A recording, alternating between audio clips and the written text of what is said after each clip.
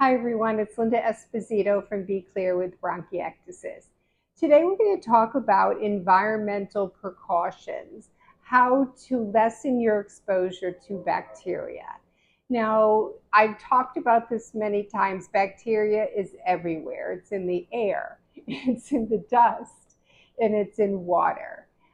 So there's only so much we can do, and we have to try not to be nervous Nellies and always feel anxious about everything. But with that said, I think, or I should say, experts think that taking precautions when showering is something you might want to think about. Recently, I listened to the summaries from the World Bronchiectasis Conference in Scotland. I didn't go this year because it was 4th of July weekend and we were having a very large family event. And it just so happened my UK family came to the United States, so I wasn't going to be able to visit them either. So I didn't go, but I did listen to the summaries. And of course, in one of them, precautions was brought up as an issue because it usually is. And I believe it was Dr. Drizzo Harris who answered that question. She's at NYU Langone, and she's my doctor. And she said, there's only so much you can do, but with showering, it is important to try to reduce steam. So there are different ways of reducing steam, of course. You could take a cold shower. That does not appeal to me. Some people take baths, but again, if it's a hot bath, there's steam involved. And so there's no one way of approaching this. And what the issue really is that there is bacteria in the pipes and it forms a biofilm. So basically, the bacteria clump together. And think of it like an army then, like all huddled along the inside of your pipe. It's very hard to get rid of this biofilm. In fact, it's impossible. And so the only thing we can do is to perhaps switch out our shower head, because what happens is when we first turn the shower on, there's a change in pressure. And it's really that change in pressure that causes the bacteria to break off from that biofilm, and some kind of mosey along and form other communities, and some end up in your shower head. So a very simple thing to do is to take your shower head off, perhaps monthly, and soak it in undiluted bleach. That's for 30 minutes. That's what microbiologist who is an expert in these type of bacteria called NTM, non-tuberculous mycobacteria. That's what Dr. Fulkingham, suggests, soaking it. This shower head I had, it was plastic. I soaked it. It made a mess out of it. So that didn't really appeal to me. There are metal shower heads that you can open up to scrub, but they form a lot of mist because they have small holes. So you really want to go with larger holes. The larger the hole, the less mist. So on Amazon, I found this it's called Aqua Dance. And this one was, this is from quite a couple of years ago. I see I dated it 120, so I think it means last time I used it was from April 20th, let me try that again, January 20th. But so this one's a different make, but I think Aqua Dance has both the wall-mounted one as well as the one that is handheld. But if you'll notice, this handheld also has the larger holes, which are in the middle. So this wall-mounted has larger holes, and this one has larger holes. So I suggest finding one that has large holes. These are under $20. So what I do is I only use the larger hole setting. And I guess I'm lucky because although we live in a one-bedroom New York City apartment, we do have 2 bathrooms. So I know when I put mine on large holes, that's where it stays. And for the most part, I don't use the wall-mounted one. I just use the handheld one. And I switch them out. Actually switch this one out about every month and a half or so. I don't shower as much as I used to. I mean, before my diagnosis, I probably showered 5 times a week. Now maybe I shower 3 times a week. So I don't feel, and I'm the only one using the shower. So I don't feel that the shower head is getting all that much action. But I like it because you also get the this, what is this called? Not tubing, but this, you get this as well.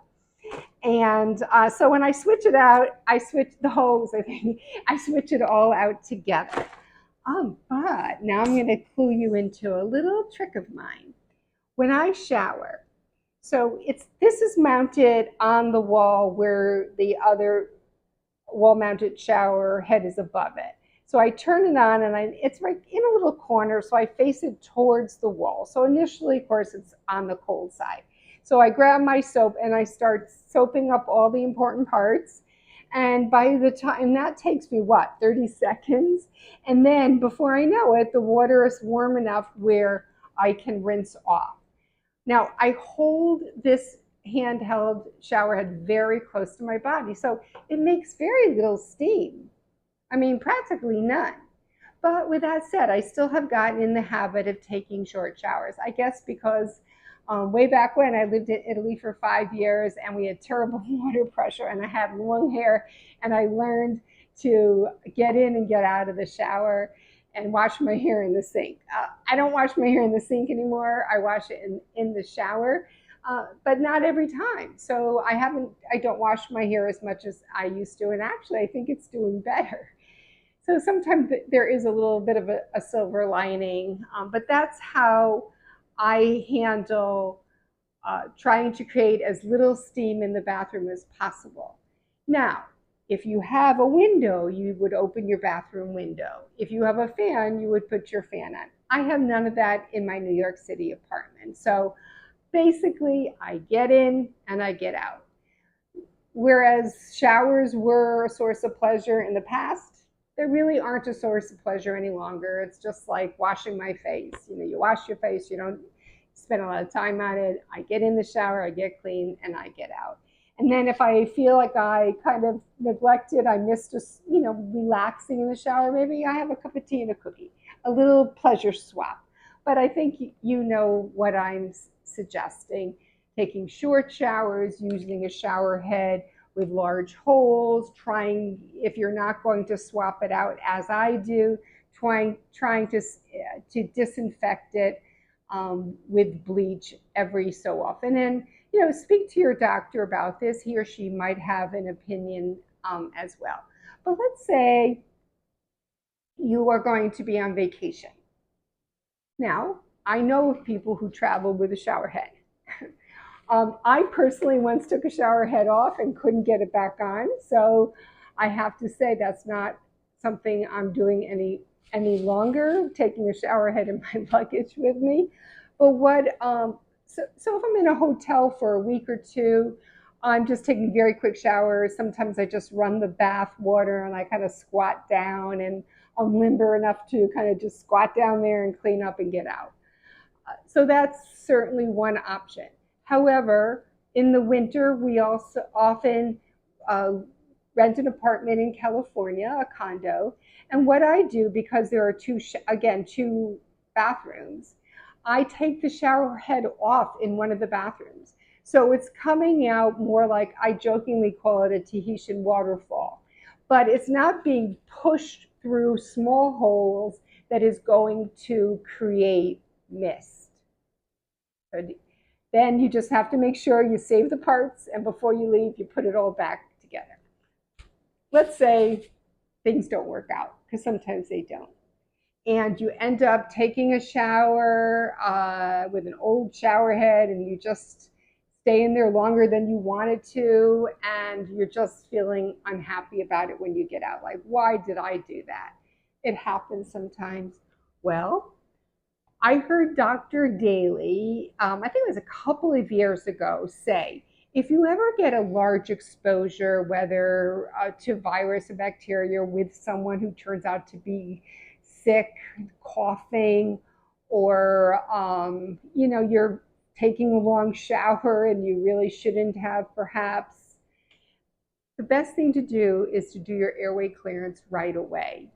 So nebulize, use your OPEP device like the Aerobica that I talk about all the time, and just try to clean your airways out, and perhaps even have a little extra session that day, just so you feel like you made an attempt to get rid of any extra exposure. One other thing I want to bring to your attention is that sometimes people think if they hold on to their, let's say they swap out the shower head, so the old one they put in the closet, and 4 months later they want to use it again. It makes sense, right? That's why I used to date them, because I wanted to know when I last used it. Well, according to Dr. Falkenham, they had some kind of plate or beaker that had um, um, mycobacteria on it, and after 4 months, I mean, it was dried on it, but after 4 months, they were able to culture it still. They were able to lift it off that plate.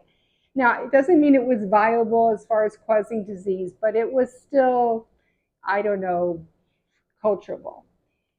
So he does not like the idea necessarily of cycling through just because they're dry and they've been in the closet for 4 months. I mean, his test was 4 months later, so perhaps at 6 months it's okay, but we really don't know that. So the better thing to do for me is to purchase a new one and then donate the old ones to Habitat for Humanity, or give them to my son-in-law is a contractor. However, whatever you want to do, you can donate them to, even Goodwill would be sure to take them. You don't even have to go to Habitat necessarily. Okay, so I hope this is helpful. I hope I don't make you nervous about taking a shower, but I'm just trying to show you there are always ways of making things work for you, and it's up to you how anxious you feel about steam in a shower. Some people don't take precautions. They get in there, they shower as they normally would, and then that's it. There's only a 70%, perhaps a 70% chance that they'll get an infection, and that's okay by them. Some people with a 30% chance of getting a MAC infection or Pseudomonas don't want to take the risk. I've had a MAC infection. I was able to clear it on my own. I prefer to take precautions because that was enough for me. So do what works for you. Definitely speak to your doctor about it, and then make a plan for yourself. And jokingly, but maybe not jokingly, I often say the beauty of having a chronic disease is you can always change things later on. Okay, enjoy the day. Take care. Bye-bye.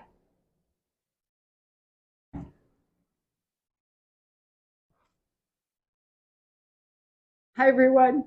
I just listened to the recording, and I know that I said that for some people, because there is only a 70% chance that they will get an infection, that's good enough for them.